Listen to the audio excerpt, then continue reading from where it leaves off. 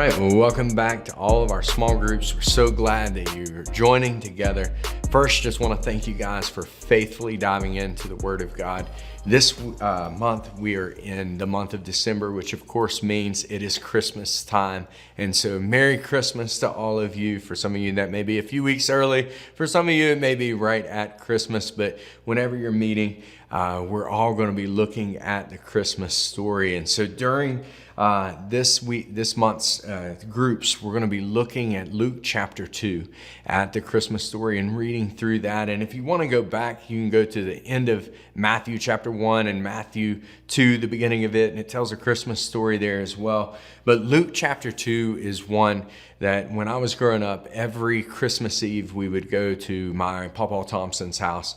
Then he would sit in his chair and pull out his old burgundy Bible that I have today, and it's held together by duct tape. And he would pull out that Bible and spend time reading through the Christmas story, just really keeping Christ in the center of those things. And then after we did that, we would have a time where we would share something that we were thankful for, and then we would pray together. And maybe that's the format that you do this month.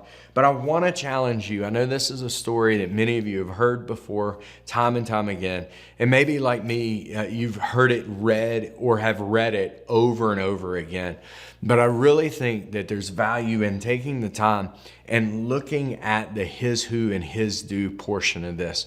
When you really begin to look at the Christmas story and think about what Christ is doing and think about what that shows us about what Christ did and how he did it, I think it shows so much more about the humility of Christ, the personhood of Christ.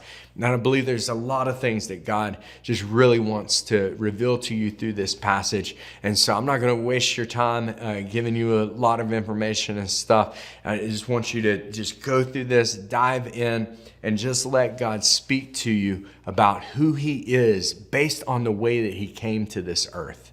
And we know the end of the story of how he died and where he is today and everything. But there's so much value in looking, in comic books, they have the origin story. The first time that a character shows up in that comic book. And that shows a lot of background and history. And I think it's the same thing. Even though it's not the first time that Christ shows up, it's the first time that he shows up in the personhood in the form of a baby, and that would later grow up and give his life for us on the cross. And so I hope you would take time, read over that story, dive into it. If you get finished early in Luke, turn over to the Matthew. There's some other aspects and story of the story that's there.